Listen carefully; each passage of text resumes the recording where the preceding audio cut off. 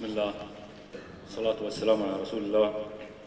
Excellencies, ladies and gentlemen, good evening. Before I introduce our lecturer, just to draw your attention that if you have been reviewing our program, you would have noticed that on the 10th of this month, we are showing Ibn Battuta. But due to the Eid celebrations, we apologize that we are canceling that event. This brings me to say that we're wishing you all happy holidays. Secondly, all members who have not picked up their cards, please pick them up at the front desk with Mr. Kabir. Like last week's lecture, tonight's lecture was planned for last season, but was postponed. And like last week's lecture, our speaker, Dr. Nicola Ziadeh, is new to our lecture series. Tonight's topic is also new to our lecture series. And al-Islamiyyah is honored to present a foremost authority in a much neglected area of study. His CV reflects his distinguished career and wide experience in major institutions of higher learning, both internationally and in the Arab world as well. He is a professor emeritus at the American University of Beirut. We mentioned several weeks ago that there were several main areas of concentration in this cultural season. One of these is Syria. Tonight's discussion also picks up many of these threads that run through all our cultural seasons. In addition to lectures on various aspects of Syria, the Dar has held a number of lectures that break various stereotypes all too often. One of these concerns mistaken concepts about early Arab history, and another is the status of the role of women in Arab and Islamic societies. Earlier this season, we heard about the status of women in Turkey, and in a previous season, a study of women patrons of architecture in Mamluk Cairo was featured. Tonight, Dr. Nicola Ziadeh will be dealing with women's history, Arab history, and Byzantine history. It would be much easier, of course, for him to do that without the noises of mobile phones and pagers. So be kind enough to turn off your mobile phones and pagers, and let's welcome Dr. Nicola Ziadeh.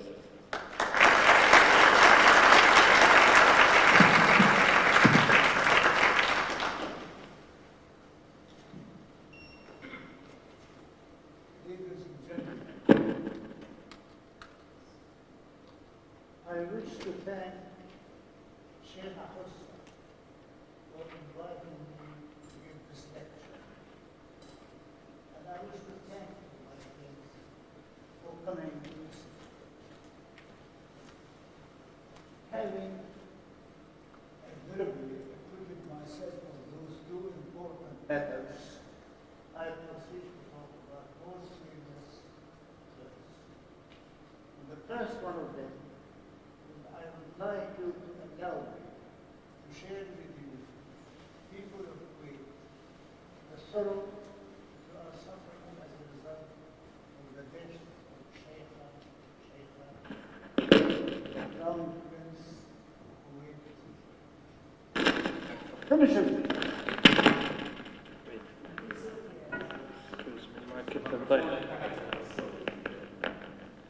بدك أعيده كله بالأول هذا؟ لا تصير هيك فرجوا علينا الناس.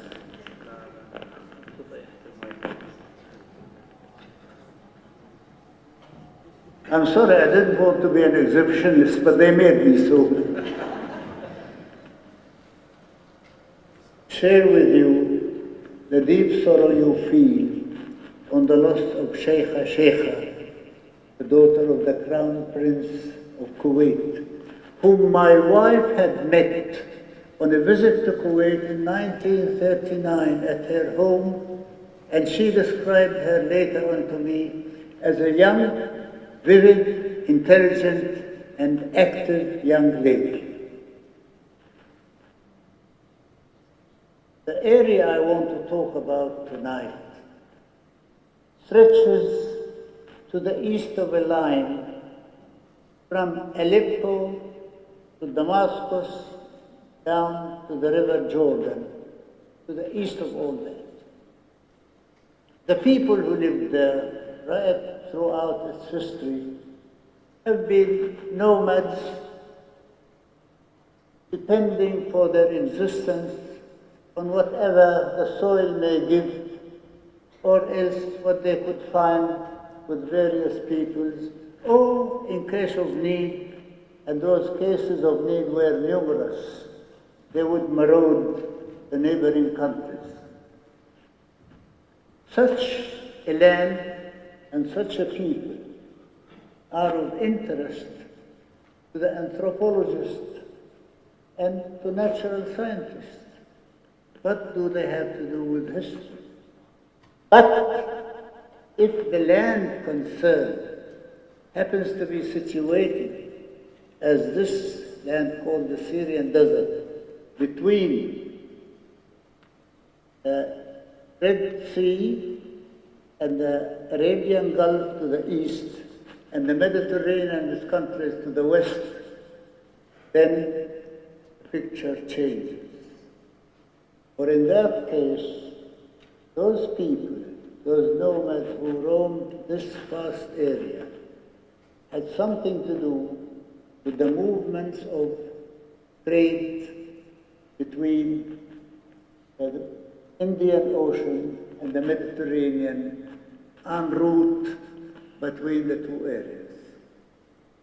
And this meant that the third and more serious income for their life exists, namely either protect the caravans and get some money or some wares for it, or else maraud the caravans and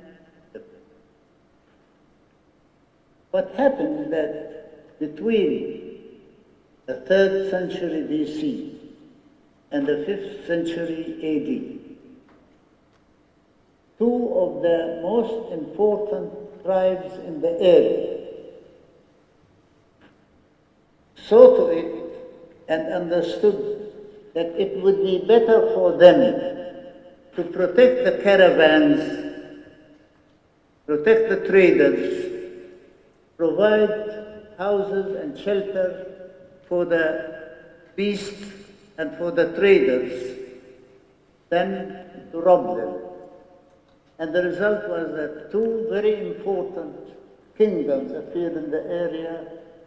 One is the Nabateans of Petra, and the other the Palmyra of the Palmyrines. The first one was in the southern area of this thing. And between about 250 BC and 106 AD, the Nabateans not only founded a kingdom, but they really established a civilization which is up to the present the wonder of so many people who are interested in it, either to have a look at or to study. It came to an end in the year 106 AD, when Trajan, the emperor, occupied the land of the Nabateans and joined it to the Roman Empire. The other one is Palmyra. And Palmyra lasted for a longer period, began earlier and lasted longer.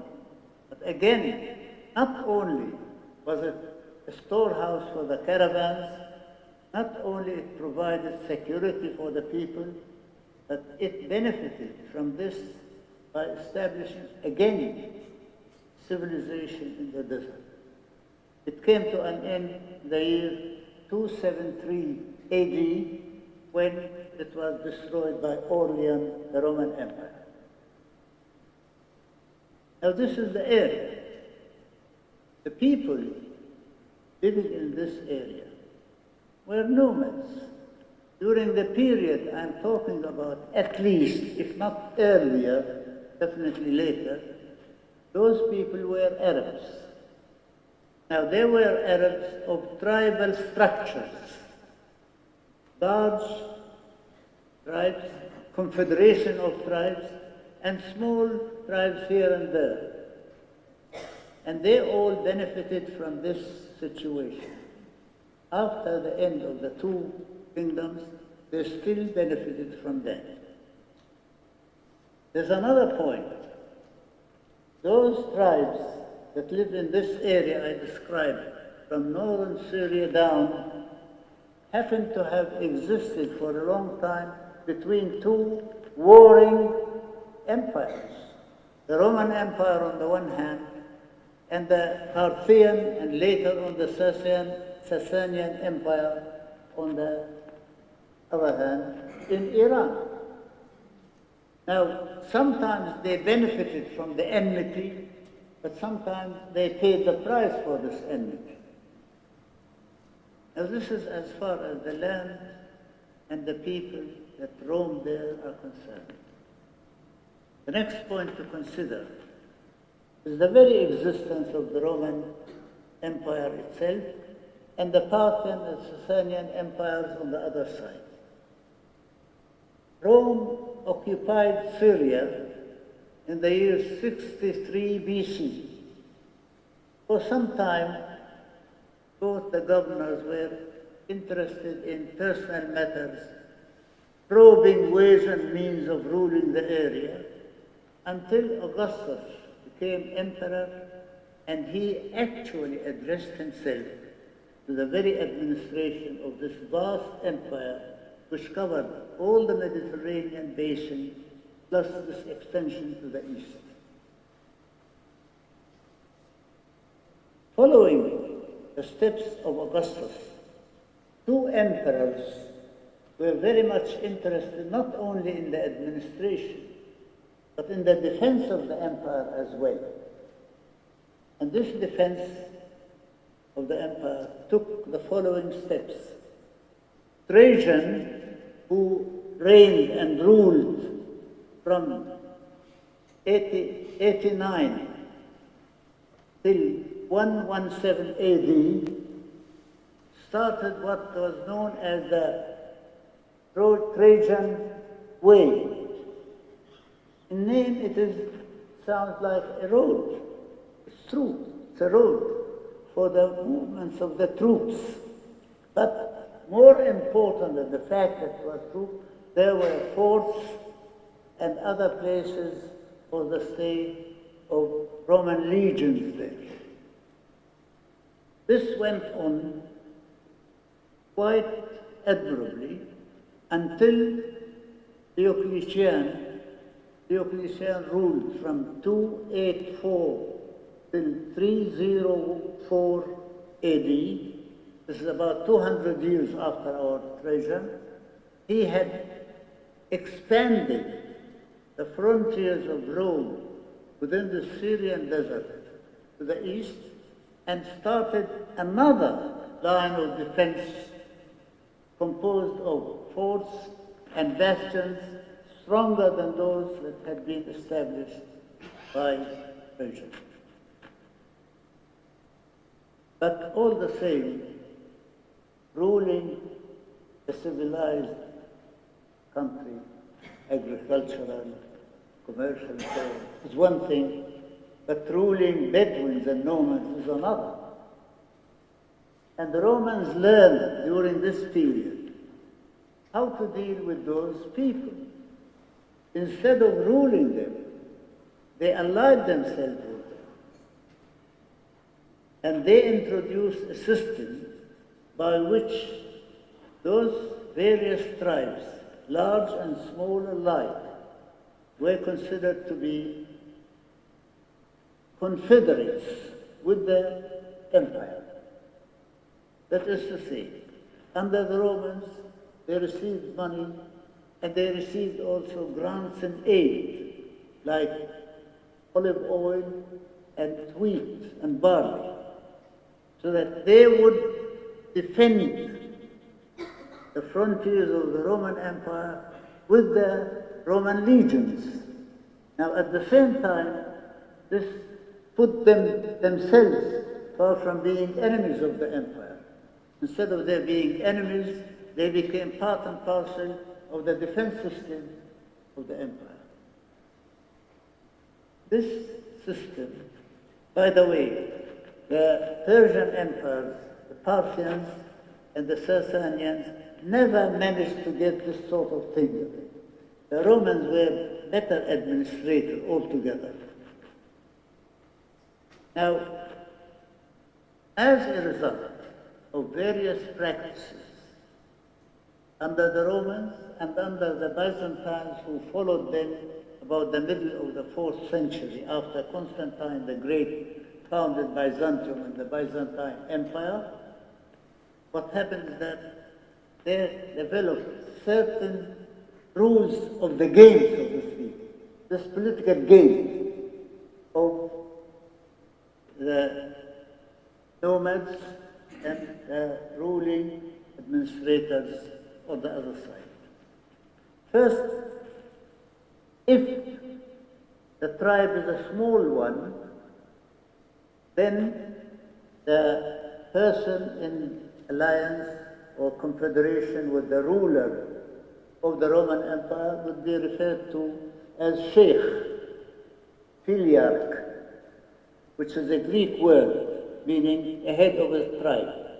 If there's a larger confederation of tribes and somebody happens to be the head of this confederation, then he was called Basilius, which means king. And quite a number of those people were kings because they were heads of confederations of tribes. We have the name of one called al-Qais, early 4th century. This is one. Secondly, a treaty is always negotiated between the ruling emperor and the heads of these confederations. If one party dies, the treaty comes to an end and negotiations have to be started again. Thirdly, during that period, those Arabs who allied themselves with Rome and later on the Byzantine Empire received no grants and aid, they received money. They arranged for their own provisions. Another point worthy of consideration concerning this period in the history of Rome and the area is that the Roman emperor under the empire was the head of the religion of Rome. He was known as the high priest of the religion. In other words, he was practically the head of the community of worshippers.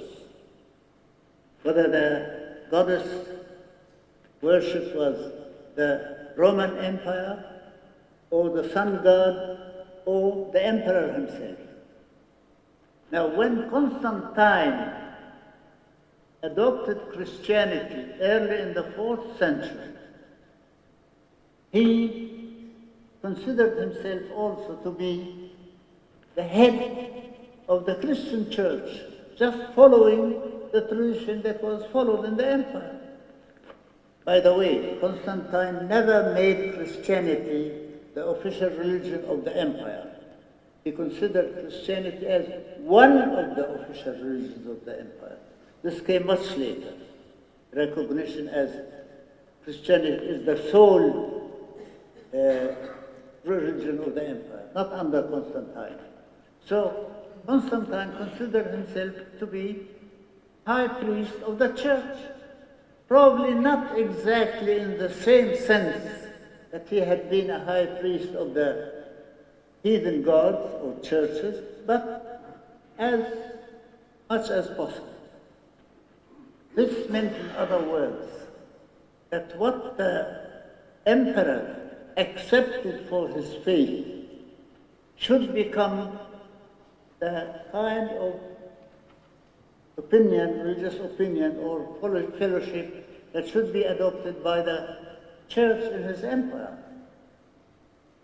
Now this was all right as long as Constantine and one or two of his followers lived, because Constantine eventually arranged for one of those meetings, councils of the churches in 325 AD, and that passed a rule concerning the three parts or parcels of God and Christianity: the Father, the Son, and the Holy Ghost. This became at that time the Orthodox creed, Orthodox meaning straight way, Sunnah, the Orthodox way of belief for Christianity. Now later on, several other people created or branched off and founded various religious groups. One of them is that, again, early 4th century, was started by a man called Arius, who differed with the Orthodox idea in one simple sense. The Orthodox idea was that the three parts of the God, the Father, the Son, and the Holy Ghost, were equal. Arius said there were parts, but the Son and the Father were not equal. And this took quite a number of discussions and riots and so on. Other ideas and opinions appeared later on, but I'm concerned with these only now. So, Christianity spread in Syria, northern Iraq.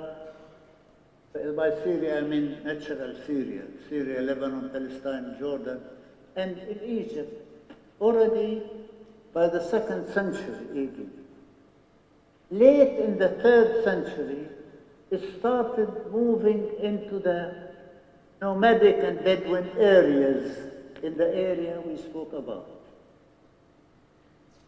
Now, this meant that those people accepted orthodoxy, which was earlier than Arianism.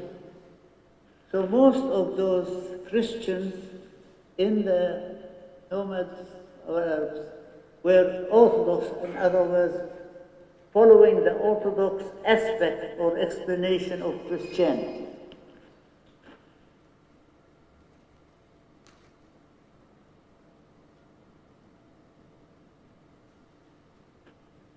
Now we come to the persons of the drama I'm beginning to talk about. An unknown king, whose name never reached us, happened to be the wife of Queen Mawiya. Queen Mawiya and her husband were the head of a large confederation composed of Lahm and other tribes. So this combination of the two people, both were king and queen. In other words, Mawiya was a queen in her own right. Now, King or Emperor Valens took over in 286 as emperor. He was an Arian. He had followed Arius. He believed in Arianism, not in Orthodoxy.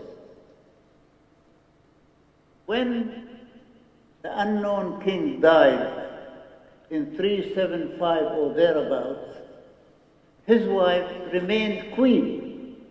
But the treaty had come to an end, which had been concluded between the unknown king and the emperor. So Mawiya had to negotiate this treaty again with Valens. Valens decided to turn all the Orthodox Christians in the area into followers of Arabs. And he had a strong hand in that. He would not allow an Orthodox bishop to be ordained for the people living in the nomad areas, ordained, so that there would be no priest to perform church performances like baptism, marriage, funerals, etc. And the people would be forced to accept an Aryan bishop so in order to perform their worship. Here is the beginning of this conflict. Mawiya stood fast. No, we will not leave Orthodoxy. All right. The emperor would not allow the treaty to be renewed because Mawiya would not accept a bishop of his own choice. Here begins the question. The emperor thought Mawiya was a rebel. Mawiya thought she was defending the right of herself and her own people. She never considered herself a rebel. Therefore, the time came for facing each other on the field of battle.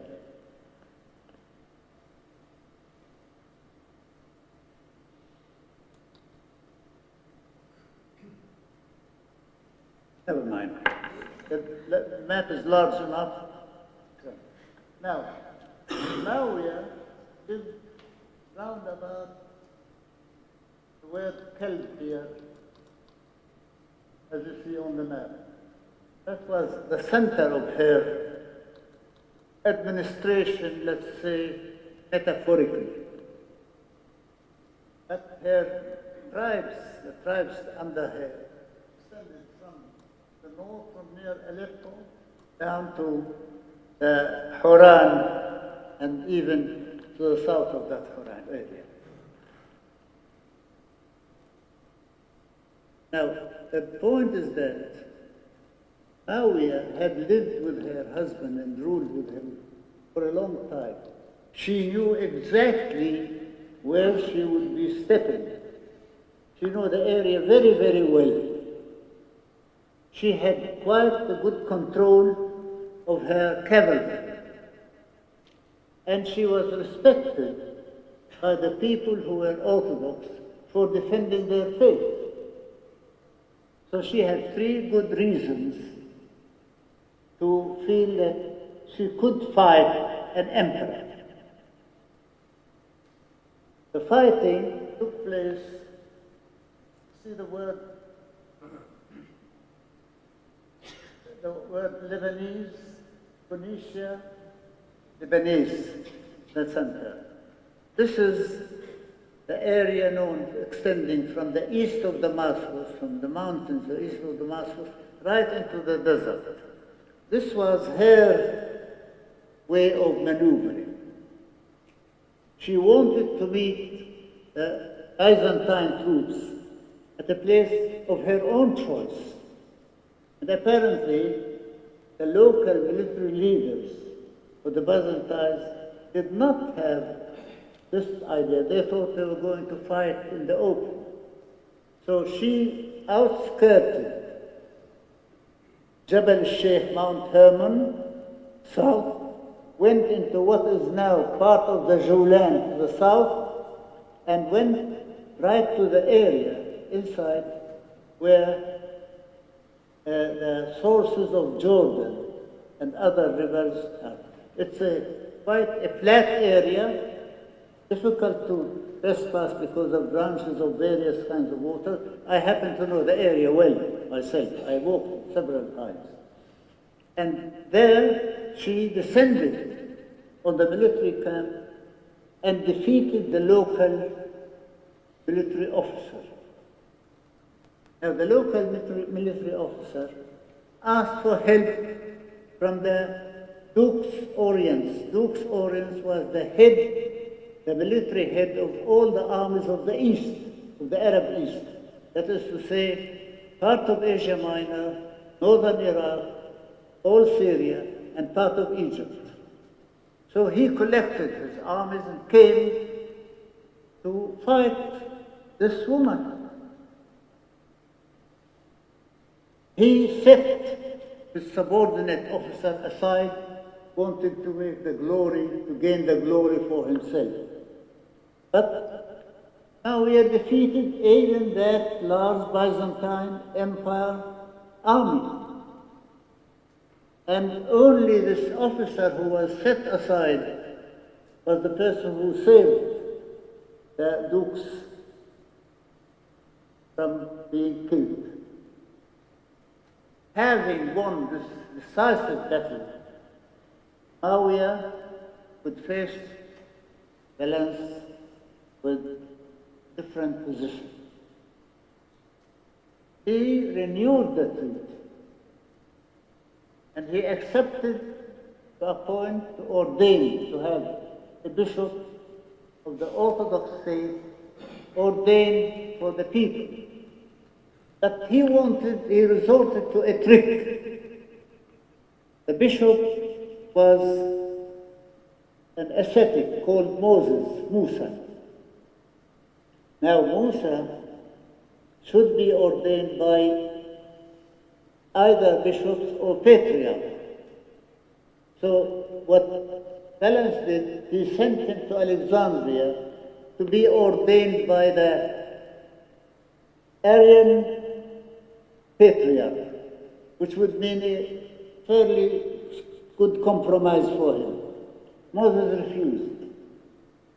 So he was sent to a number of bishops who had been sent to exile in southern Palestine by Valens himself, and they ordained him as an Orthodox bishop. And things went on smoothly. Now there are reasons for this acceptance of Valens. He was busy in the Balkans, he was busy in Constantinople with the Germans. Unfortunately, for Mawiya and her people, Valens died soon after this arrangement, hardly 2 years after this arrangement. Now a new emperor came. The new emperor, irrespective of religious creed, he had been in Spain for a long time. He came from Spain to be emperor in Constantinople with no interest in the East at all. One. Secondly, the Gothic Germans who had been marauding the empire under Valens were considered by the new emperor, Theodosius I, as somebody who will be helped the empire because a peace had come between them. So those people of Gothic empire, and not even Christians, because most of them were still heathen, became sort of favorite to the palace.